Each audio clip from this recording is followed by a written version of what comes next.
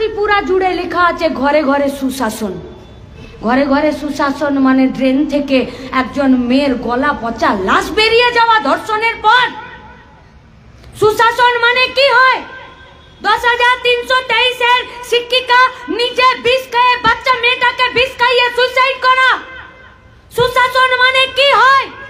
বাচ্চা বাচ্চা ছেলে মেয়েগুলো স্কুল কলেজে নেশার জিনিস খেয়ে জীবতে থাকবে। সুশাসন মানে কি হয়? একটা লড়াই, একটা মিটিং, একটা মিছিল করতে গেলে ওরা আমাদেরকে সে পিটবে। সুশাসন মানে কি হয়? প্রত্যেকটা দিন বেকারের সংখ্যা বেড়ে যাওয়া। क्या मिला त्रिपुरा को? क्या मिला? श्रीलंका मीडिया पुलिस নেতাদেরকে তাড়িয়ে তাড়িয়ে পিটিয়ে পিটিয়ে মারলো।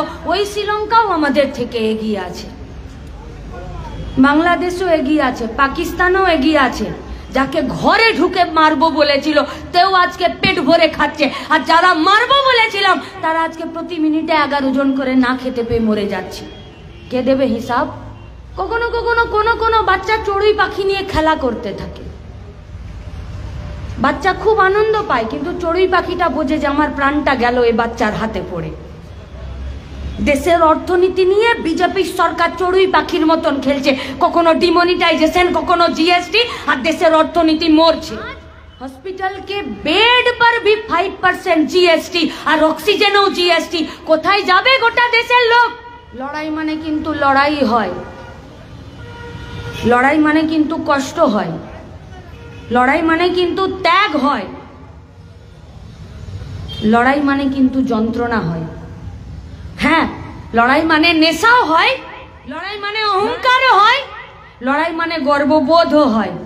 কিন্তু প্রথমে কষ্ট, যন্ত্রণা, ত্যাগ, তারপরে অহংকার, গর্ববোধ আর আমাদের নেশা হয়।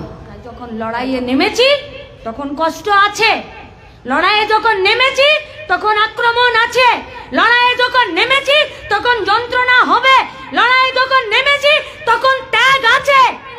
আর এই উত্তর পূর্ব ভারতের সব থেকে বেকারের সংখ্যা যে রাজ্যে বেশি, তার নাম আজকে ত্রিপুরা 1 নম্বরে নাম লিখাচ্ছে। এটা ছিল ত্রিপুরা। অনাহারে, খাবারের অভাবের জন্য 107 নম্বরে আমরা চলে গেলাম। ভারত, শ্রীলঙ্কা আছে, শ্রীলঙ্কা।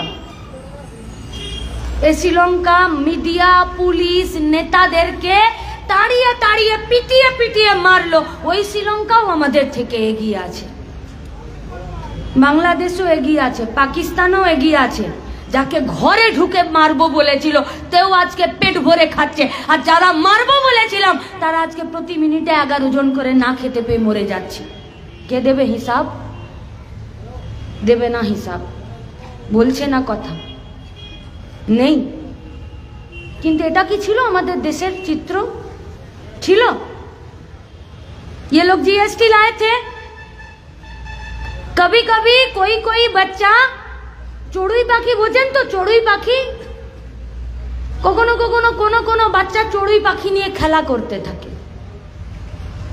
বাচ্চা খুব আনন্দ পায়, কিন্তু চড়ুই পাখিটা বোঝে যে আমার প্রাণটা গেল এই বাচ্চার হাতে পড়ে।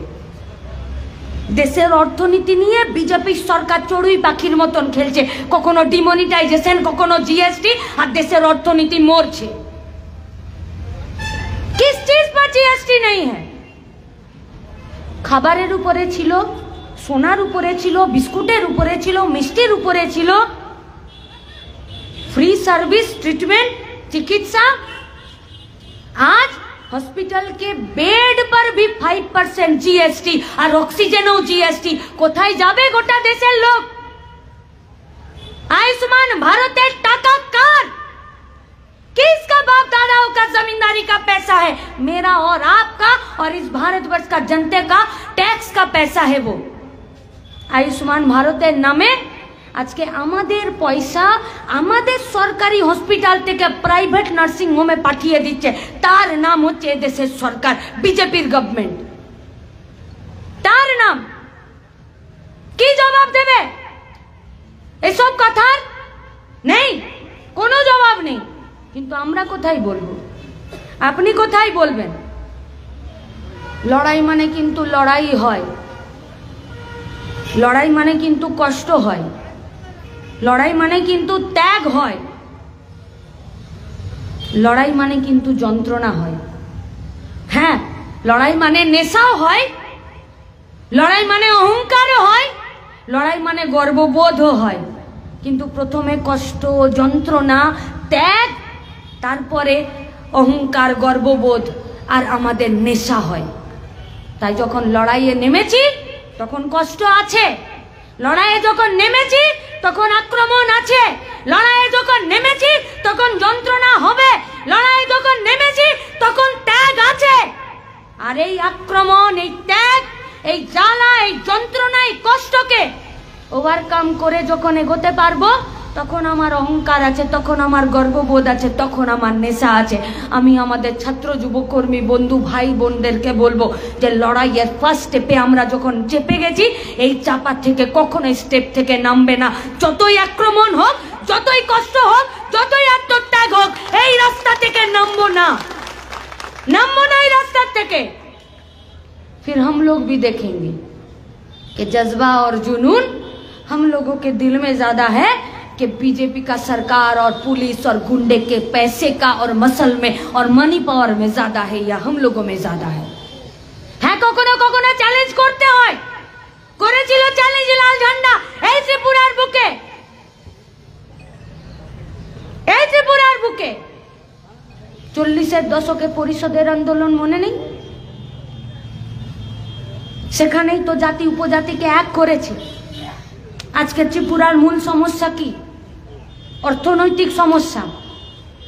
এখানে ত্রিপুরাতে বিজেপির সরকার, দিল্লিতে বিজেপির সরকার, এক আনা কোনো ইনভেস্টমেন্ট, কোনো বিনিয়োগ ত্রিপুরাতে এক আনা, 4 आना 16 आना तो बात दिए दिन, 1 रुपया का तो बात ही दे दीजिए। দুটো সরকার, ডবল ইঞ্জিনের সরকার চলছে। ত্রিপুরাতে বিনিয়োগ কোথায়? কি করবে আমাদের বাড়ির ছেলেরা? কি করবে ত্রিপুরার সাধারণ মানুষেরা? কি করবে এলাকার সাধারণ খেটে খাওয়া মানুষেরা? খাটার জায়গা কোথায়? কি হবে ইনভেস্টমেন্ট? প্রোডাকশনের ক্ষেত্রে কোথায় যাবে? 10,323 এর কথা কারা বলবে? এলাকায় এলাকায় সরকারি অফিসে কর্মচারীরা যা কাজ করছেন সেই কাজে তাদেরকে ভয় দেখানো হচ্ছে। গোটা ত্রিপুরা জুড়ে লেখা আছে ঘরে ঘরে সুশাসন। কি মানে হয় ঘরে ঘরে সুশাসনের? কি মানে হয় ঘরে ঘরে সুশাসন? মানে ড্রেন থেকে একজন মেয়ের গলা পচা লাশ বেরিয়ে যাওয়া ধর্ষণের পর সুশাসন মানে কি হয়? 10,323 এর শিক্ষিকা নিজে বিষ খেয়ে বাচ্চা মেয়েটাকে বিষ খাইয়ে সুইসাইড করা। সুশাসন মানে কি হয়? বাচ্চা বাচ্চা ছেলে মেয়েগুলো স্কুল কলেজে নেশার জিনিস খেয়ে জীবতে থাকবে। সুশাসন মানে কি হয়? একটা লড়াই, একটা মিটিং, একটা মিছিল করতে গেলে ওরা আমাদেরকে সে পিটবে। সুশাসন মানে কি হয়? প্রত্যেকটা দিন বেকারের সংখ্যা বেড়ে যাওয়া। क्या मिला त्रिपुरा को? क्या मिला? उत्तर पूर्व भारते सबथेके बेकारेर संख्या जे राज्ये बेशी तार नाम आजके त्रिपुरा 1 नम्बरे नाम लिखाচ্ছে। এটা ছিল ত্রিপুরা।